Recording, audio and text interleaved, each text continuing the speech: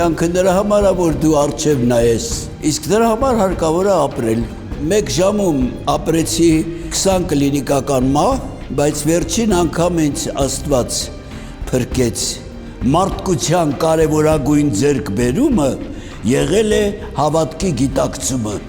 Եկմալյանի Կոմիտասյան պատարակները լսելիս ես անեանում էի։ Ես հպարտ եմ, որ ունեմ Էջմիածին։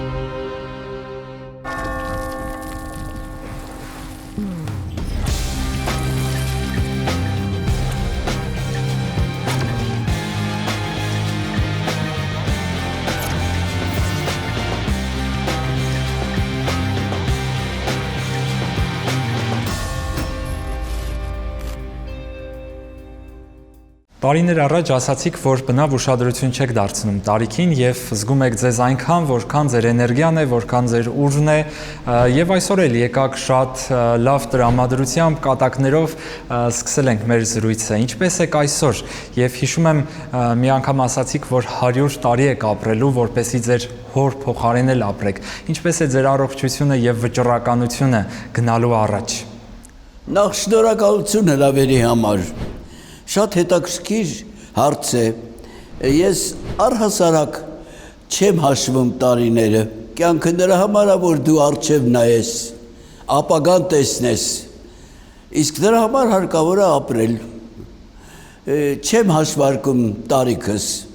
Միայն ծննդյան օրերին հիշում եմ, որ եւս մեկ տարի ոչ թե հաղթահարեցի, այլ հաղթանակած գնում եմ դեպի հաջորդ տարին։ Դրա համար այսօր դառնալով 84 տարեկան ես չեմ զգում այդքան, ծեր չեմ զգում, որովհետև մարդը պետք է կյանք ապրի, ճիշտ է, կա մանկություն, կա երիտասարդություն, կա հասունություն եւ կա առաջացած տարիք։ Այդ առաջացած տարիքը պետք է ջնջել, ընդհանրապես պետք է մտածել, որ սա կյանք է եւ Աստված քեզ տվել է այդ կյանքը նրա համար, որ դու քո գործում պիտանի լինես մինչեւ վերջին շունչը։ Ես մի քիչ երկար եմ ապրել իմ ծնողներից, երևի նրա համար, որ ես պետք է լրացնեի այն բոլոր բաստողած տարիները, որ հայրս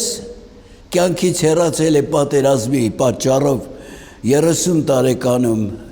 Փաստորեն ես 54 տարի իմ հորից մեծ եմ։ Մայրս 79 տարեկանում։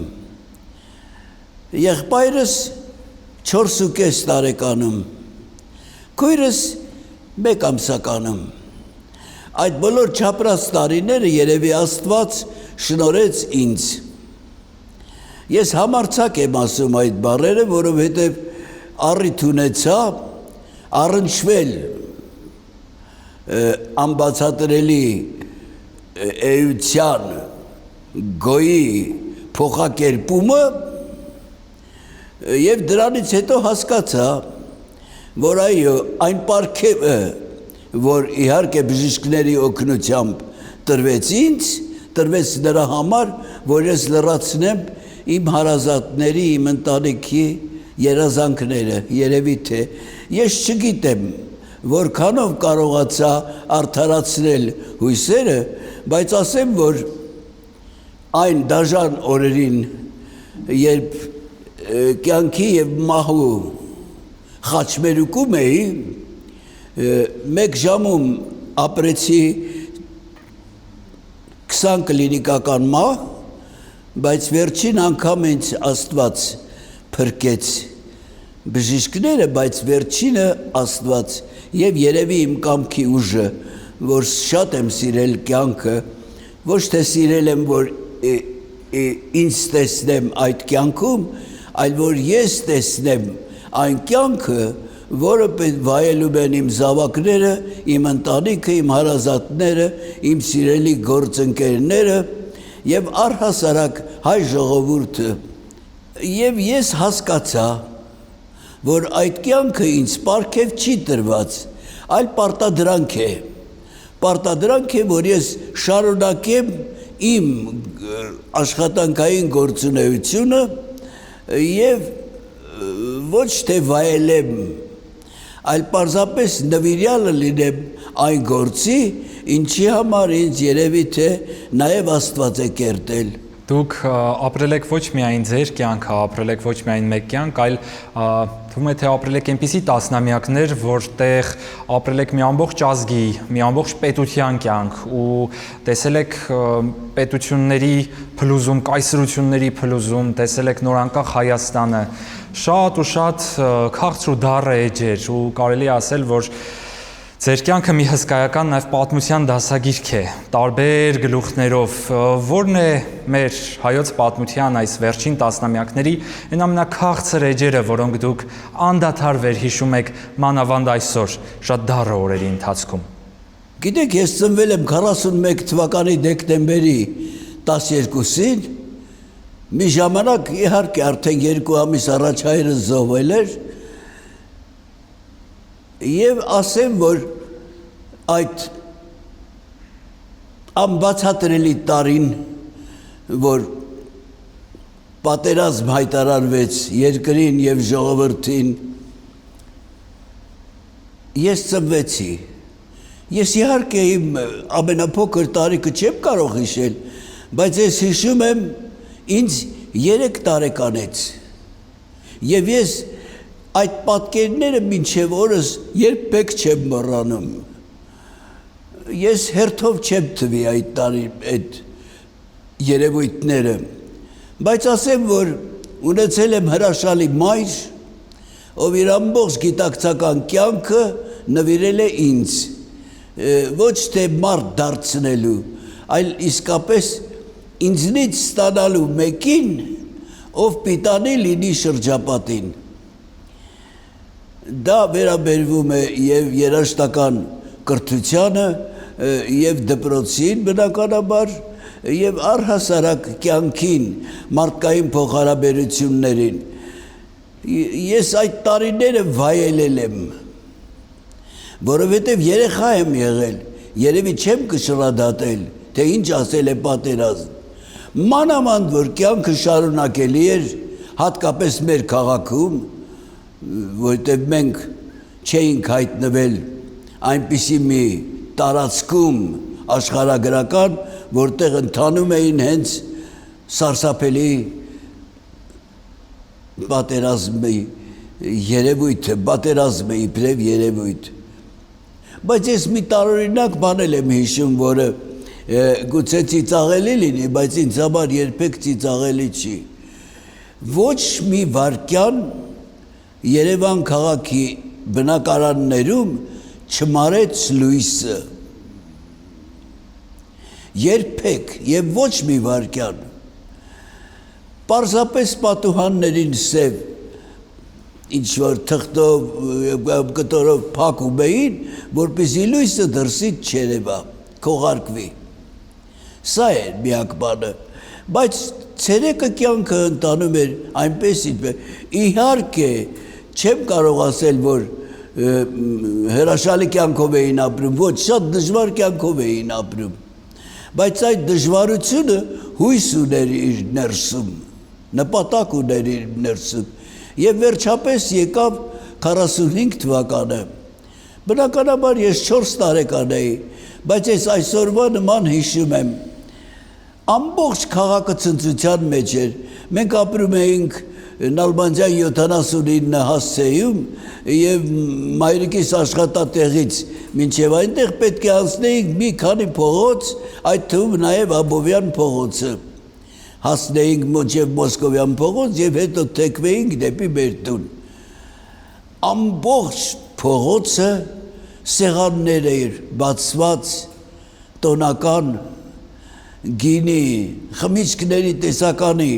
ուտելիք, ամեն ինչ մարդիկ դրել են, այնպիսի մի ցնծություն էր քաղաքում։ Բոլորը ուրախանում էին բացի մայրիկից, որտեղ նա արդեն ստացել էր լուրը, որ զոհվել է հայրս։ Բայց ինչ որտեղ էլի ուրախ էինք, մաման էլ էր ուրախ,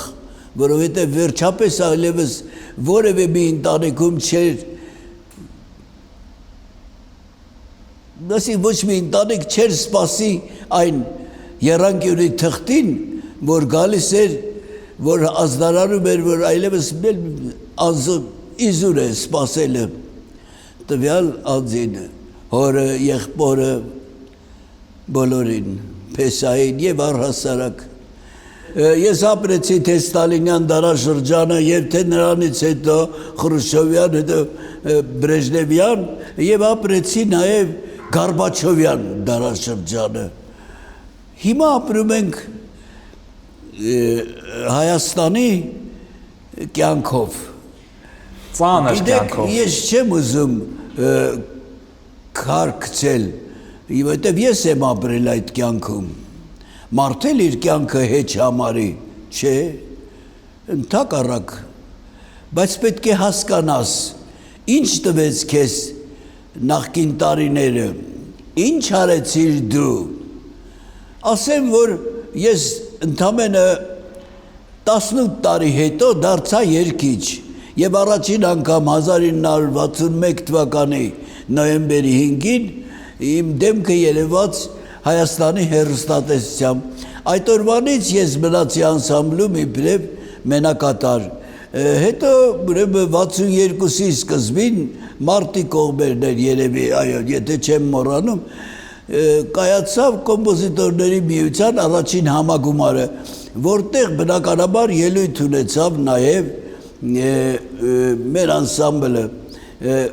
եւ երկու հոգի էին միայն մասնակցում համերգին, Օֆելիա Համբարձումյանը եւ ես։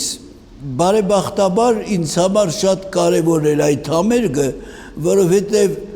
իմ առաջին ելույթներից մեկն էր, որ նկարահանվեց եւ մինչեւ հիմա կա։ Իհարկե առաջի քարյակնա եւ վերջի կոդանա մեջը նկարահանման մեջ, բայց ամբողջացնում է այն, ովքեր էին դահլիճում նստած, ովքեր էին ծափահարում եւ ովքեր էին, որ ինձ խրախուսում էին։ Մի խոսքով ես մնացի իբրև երգիչ, հետաքրքիր ժամանակաշրջան անցավ իմ կյանքում, որովհետեւ եկան արդեն ուրիշ ժամանակներ, բայց գիտեք ինչ, արվեստը ունի իր ճանապարհը եւ իր ժամանակը։ Ժամանակը անբացատրելի է, իսկ ճանապարհը շատ դժվար։ Այդ դժվարությունը շատ հեշտ կարելի է հաղթահարել, եթե կա սեր, կամքի ուժ, եթե կա նպատակին հասնելու կարևորություն։ Կոմիտասը, երբ առաջին անգամ նվեր ստացավ իր դաշնամուրը, նամակներից մեկում գրում էր՝ հիմա ես էլ մարդահաշիվ եմ, ես էլ դաշնամուր ունեմ, ու նամակների մեջ պահպանվել է իր թրջվանքը, որ իր էջմիածնի խցում արդեն դաշնամուր կա ու ինքը կկարողանա հանգիստ աշխատել։ Իհարկե դա երաժիշտի համար մեծ տոն է։ Իսկ երբ սկսեցիք երգել, երբ սկսեցիք արդեն հանրայնացնել երգը, հայ երգը Սովետ Միության ամենատարբեր հարթակներում, ես վերջերս տեսա ձեր առաջին տեսագրված ելույթը 1962 թվականին, ձեր ելույթը տեսագրված կա, հիմա մենք էլ նոր սերունդը տեսնում է, հիանում է, լսում է այդ տարիների խորքից եկող երգը։ Ինչ երգեր եք լսել ձեր մայրիկից եւ ինչ երգեր հնչում ձեր մանկության տարիներին ձեր տանը։ Իմ մայրը շատ հուզվող կին էր։ Այդ հուզականությունը փոխանցվել է ինձ։ Երբ հարթուկ էր անում, մեղմ ձայնով երգում էր մաչկալես, լուսնակ գիշեր, նման երգեր, հասկանում եք, երբ երգում էր, արցունքոտվում էր աչքերը, արցունքները թափվում էին այտերից վար, շատ էր հուզվում, իսկ ես տարված լսում էի այդ կատարումները, որտեղ շատ հոգով էր ինքը երգում, շատ զգացմունքային, եւ դա փոխանցվեց երևի այդպես ուրեմն մշակվեց իմ մեծ ժողովրդական երգը երգելու գաղտնիքներից մեկը, որ երևի թե իմն է։ Ես դժվարությամբ եմ կարողանում հաղթահարել այդ կարոտը, այդ հիշողությունը։ Միայն հիշում եմ, երբ տղաս առաջին զավակս ծնվեց եւ իմ տուն էին եկել իմ ընկերները շնորհավորելու Օֆելիա Կարպովնան, Օֆելիա Համբարձումյանը իր ամուսնու հետ, եկել էր Ստեփան Ջերբաշյանը, մեր գեղարվեստական ղեկավարը, եկել էր մեր ռադիոյի նախագահը Ստեփան Կարպիչը իր կնոջ հետ, Անելկայի հետ, եւ շնորհավորում էին։ Այդ ժամանակ, որ խոսք գնաց ասենք, բայց գիտեք, որ մամաս ինչքան գեղեցիկ է երգում, շատ ու ցանկացան, որ երգի։ Իհարկե մայրս մերժեց, բայց ես խնդրեցի, ասի, մամ, շատ եմ խնդրում, գիտեք մի քարյակ երգի, ու պարզապես դու ախր ես երգիչ չեմ, ես Օֆելիա Համբարձումյանի եւ իմ տղայի ներկայությամբ ինչպես երգեմ։ Ինձ չէր նկատում իբրև, որ միայն իր տղան, ինձ նկատում էր իբրև երգիչ, պրոֆեսիոնալ երգիչ։ Ես ինձ ոնց թույլ տամ երգեմ նրանց մոտ, չէ, հանգիստ երգի։ Երբ երգեց, դե հուզականությունը արդեն իր ներսում էր, Օֆելիան աչքերը լցրեց, իհարկե, երգեց լուսնակ գիշեր, բոլորովին քուն չունեմ, իսկ Ջերբաշյանը ասեց, հիմա ես հասկացա, թե որնից մեր Ռուբենի մեջ այդքան հուզականություն երգի ժամանակ, հուզականություն է ներդրվում, այդ ինչպես է կարողանում, իհարկե, գենետիկա է, նա ինձ համար եղել է հայր, մայր, քույր, եղբայր, ընկեր, ամեն ինչ, բարեկամ, հարազատ, մի ամբողջ աշխարհ է եղել։ Ինքը երբեք թույլ չի տվի, որ ես ծնողի պակասը զգամ, որ պակասը զգամ։ Նախ միշտ պատմել է հայրիկի մասին։ Ես նրա ապրած կյանքը անգիր գիտեի հորս ապրած կյանքը, բայց բոլոր դեպքերում լռում էի, չէի խոսում, ոչ մի բան չէի ասում, բայց իմ ներսում ապրում էր մեկը,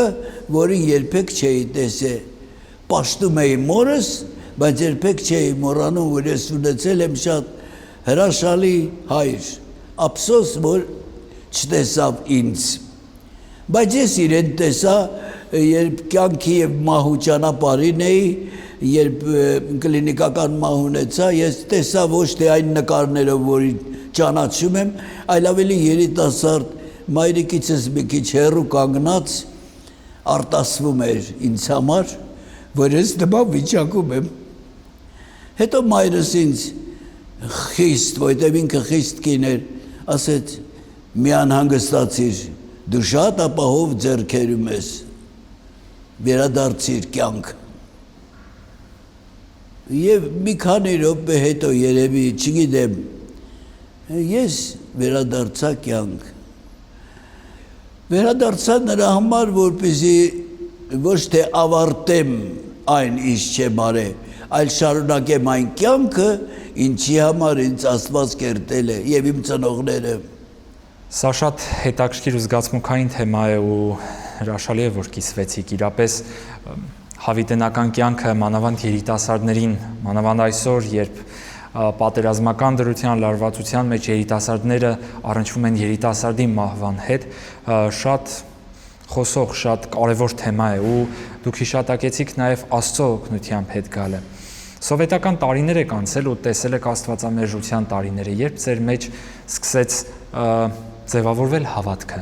երբ առաջին անգամ առնչվեցիք եկեղեցու հավատքի հետ ու ինչպիսին է ձեր հավատքի ուղին, թե սովետական տարիներին, այ դա շատ հետաքրքիր է, ու թե այսօր մեր օրերում, երբ արդեն եկեղեցին իր գործունեությունն էր ծավալում ու վստահ եմ շատ շփումներ ու առնչություններ եք ունեցել։ Ես առհասարակ գտնում եմ, որ մարդկության կարևորագույն ձեռքբերումը եղել է հավատքի գիտակցումը։ Եվ ինչ լավ է, որ հայ ժողովուրդը առաջինն է դարձել քրիստոնյա։ Մանավանդ որ առաջին քրիստոնեական եկեղեցին աշխարհում կառուցվեց հենց Էջմիածնում եւ Աստծո կամոք, որովհետեւ հենց այդ քաղաքն էլ այդ քաղաքը չէ, եկեղեցին այդ վայրը կոչվեց Էջմիածին, իջավ միածինը։ Իսկ ինչ վերաբերվում է իմ գիտակցությունը չէ, իմ մոր գիտակցության, ասեմ, որ նա սխալ կլինի ասել հավատացյալ, նա պաշտում էր մեր կրոնը հայ քրիստոնեական, մեր տանը միշտ էլ հիշվել է Քրիստոսի ծնունդը, միշտ էլ հիշվել է Զատիկի օրը, եւ մենք այդպես բոլոր տաղավարները մայրս միշտ հիշել է, եւ ասեմ, որ այն ժամանակ, որ անաստվածների երկիր համարվող մեր հրաշքի երկիրը, հա, որտեղ նաեւ Հայաստանը 1/5 մասեր կազմում, բայց շատ կարևոր մասեր, շատ կարևոր խորհրդային երկրի համար Հայաստանը բոլորովին այլ նշանակություն ունեցող հանրապետություն է եղել, ոչ տարածքով միայն, այլ նաև իհարկե աշխարհագրական դիրքով եւ ամենակարևորը ունենալով իր մոտ սրբավայրեր, այդ թվում նաև ինչու՞ չէ Արարատը։ Մայրս ինձ ասեմ, որ չէր կարելի երևի այդ տարիներին, բայց ես 40 օրական էլ չկայի, երբ կնքվեցի Էջմիածնի վանքում, տաճարում, մայր տաճարում եւ այն ավազանի մեջ, որտեղ կնքվել են շատ շատերը մեր թագավորներից սկսած, մինչև այն պահը եւ որոշեցին այդ ավազանը տանել Գայանե վանք եւ ինչ լավ է որ հետագայում նորից վերադարձրեցին մայր տաճարին այդ ավազանը, այնպես որ դա ինձ համար սոսկ վայր չի, ես պաշտել եմ միշտ էլ, ես ուրեմն շատ փոքր եմ եղել, որ կնքվել եմ եւ քավոր էլ չի եղել, այսինքն որ այդպեսին որ կնքահայր ասենք, քավոր սխալ բառ է, կնքահայրը եղել է, մայրս արդեն չէր հիշում, քահանաներից մեկը, որովհետև այդ բոլորը գաղտնիք պետք է լիներ, գաղտնի պետք է լիներ, ինքը կուսակցական չէր, բայց բոլոր դեպքերում աշխատում էր մի հիմնարկում, որտեղ չէր կարելիները, մի քիչ չի կարելիները շատ էին, ես միշտ պաշտեցի, եւ ես միշտ մայրիկի հետ լինում էի, բոլոր տաղավարներում չէի ասի, բայց կարևորագույն տաղավարների ինձ ոչ թե հետաքրքրում էր, թե ինչ կյանք է այստեղ կամ ինչպես է արարողությունը, ես այդ բոլորի հետ նաև համեմում էի այն երաժշտությունը, որը աստվածային ծնունդ էր, Եկմալյանի Կոմիտասյան պատարակները լսելիս ես անեանում էի, դա մի երաժշտություն է, որ քեզ իրավունք է տալիս հաղորդակցվել երկնայինի հետ տիեզերքի, իսկ եկեղեցին իմ կյանքում բոլորովին այլ գիտակցություն է, դա այն տարիներին, որ մենք պետականություն չենք ունեցել, հենց եկեղեցին է, որ երկիրը պահել է, շատ շարունակեմ, դա գիտակցություն է։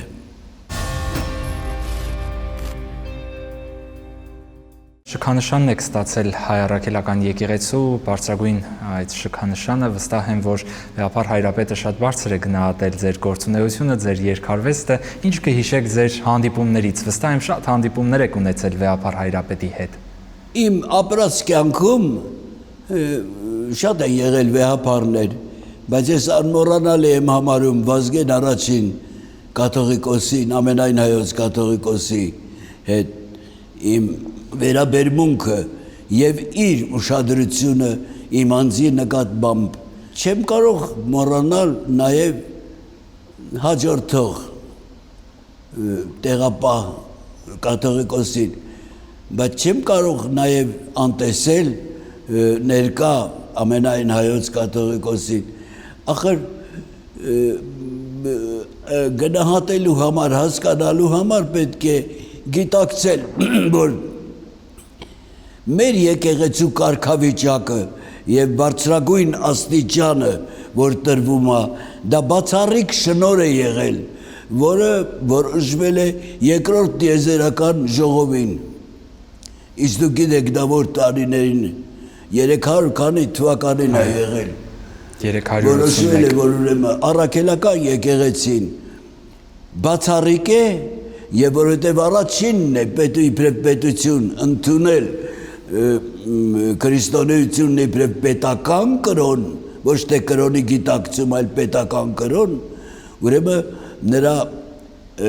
գլխավոր հովիվին պետք է շնորհել կաթողիկոսի կոչում։ Եվ պետք է գիտակցել, թե մենք քանի հատ կաթողիկոս ենք ունեցել եւ ովքեր են եղել։ Ասեմ, որ առաջին կաթողիկոսը բնականաբար պետք է իմանալ ով է եղել, նա ով տարածեց քրիստոնեությունը նաև եւ տեր եղավ, ով տարիներ շարունակ բանտարկված եղավ խորվիրապում։ Անունը չեմ ասում, ամոթավոր մարդիկ չիմանան, բայց ինձ համար բացառիկ հպարտություն է, երբ նրա Կիսանդրին դրվեց նաև Հռոմում։ Բացառիկ գիտակցություն է, երբ Մոսկվայում ես լինում Կարմիր հրապարակում եւ դիմացի այդ շատ գեղեցիկ եկեղեցին տարբեր գույներով, նրանցից մեկը, որ ունի կանաչ գույնի գմբեթ, հենց Գրիգոր Լուսավորիչի անունով է։ Բայց դա հպարտություն չի։ Հպարտություն չի, երբ որ դու այդ դարերի պատմությունը հասցրել ես մինչև մեր օրը, որի շնորհիվ աշխարհի բոլոր ցակերում կա հայկական եկեղեցի, կա Աստծո տուն, որտեղ մարդիկ ոչ թե հպարտանում են, որ իրենք էլ ունեն եկեղեցի։ Դա թատրոն չի։ Դա հավատք է, դա տեղ է, որտեղ գնում ես մաքրվելու, որտեղ գնում ես առնչվելու երկնայինին եւ գիտակցում ես, որ ոչ թե դու էլ մեկն ես, ով ունի դարերի պատմություն եւ քեզ է հասցրել այդ հավատքը հարգելու կարևորություն, այլ գիտակցես, որ մենք առանց հավատքի չէինք կարող մնալ։ Իհարկե, մինչև քրիստոնեությունը մենք ունեցել ենք հավատքի մեր գիտակցումը, չէ որ սկզբից էլ ասեցի, մարդկության կարևորագույն ձեռքբերումը հավատքի գիտակցումն է եղել։ Մենք էլ ենք ունեցել, բայց այսօր ասում են հեթանոս։ Ինչ անուն ուզում են տան, դա եղել է իր ժողովրդի հավատքի կենտրոնը։ Գուցե բազմաստվածությունը իհարկե Անահիտ, Միհեր, Աստղիկ եւ այլն, բայց այսօր մենք ունենք մի գիտակցություն եւ ունենք մի միտք եւ ունենք ուրեմն համախմբում ողջ քրիստոնյա աշխարհի հետ, զատվելով իբրև առաքելական եկեղեցի, որտեղ մեր էությունն է եղել առաքել այն գիտակցությունը, ինչ մենք առաջինն ենք ընդունել։ Իհարկե։ Իսկ Գարեգին երկրորդի այդ հանդիպումներից ինչ որ բան կհիշեք։ Ախր այնքան շատ են հանդիպումները, այնքան բազմիմաստ, այնքան գրագետ եւ այնքան ճիշտ եւ այնքան հարգալից, որ ես դժվարանում եմ այդ բոլորը իմի բերել, ասեմ, որ ես միշտ եմ հարգել, ինձ համար նշանակություն չունի, ես հպարտ եմ, որ ունեմ Էջմիածին, ոչ միայն նրա համար, որ դա ինձ համար շատ թանկ է, ախր իմ հայրը վերջին մինչ պատերազմ մեկնելը կապավոր էր սովորում եւ այդ բանակային բանը վաշտ ասեմ գտնվում էր հենց վեհարանում։ Ես էլ եմ այդտեղ ծառայել։ Ես ինքս այդտեղ եմ ծառայել։ Մինչև իմ ծնվելը շատ եմ հյուր գնացել հայրիկին եւ հենց վեհարանում դա Էջմիածին եկեղեցին տաճարը բան ինձ համար բոլորովին այլ գիտակցություն են, թանկ, հարազատ, անկրկնելի եւ հպարտանում եմ, որ մենք ունեցել ենք հրաշալի կաթողիկոսներ, մինչև օրս ունենք։ Եթե հնարավորություն ունենայիք վերադառնալու եւ հանդիպելու ձեզ 10-ամյա հասակում, շատ տարիներ առաջ, փոքրիկ, ձեր առաջին դաշնամուրի դասերի մեջ, այդ սովետական Հայաստանի, դժվարին ստալինյան Հայաստանի սարսափելի տարիներին ու այդ բովում, այնուամենայնիվ ինչ խորհուրդ կտայիք իրեն, ինչպես կուղղորդեիք։ Գիտեք, հետաքրքիր հարց տվեցի, ես կասեի ապրիր այնպես, ինչպես հիմա ապրում ես, որովհետև քեզ կսպասի անպայման հրաշալի ապագա, այդքան ուշիմ տղային Աստված չի թողնի չհասնելու իր նպատակին։ Շնորհակալ եմ շատ այս զրույցի համար։ Ես շնորհակալ եմ։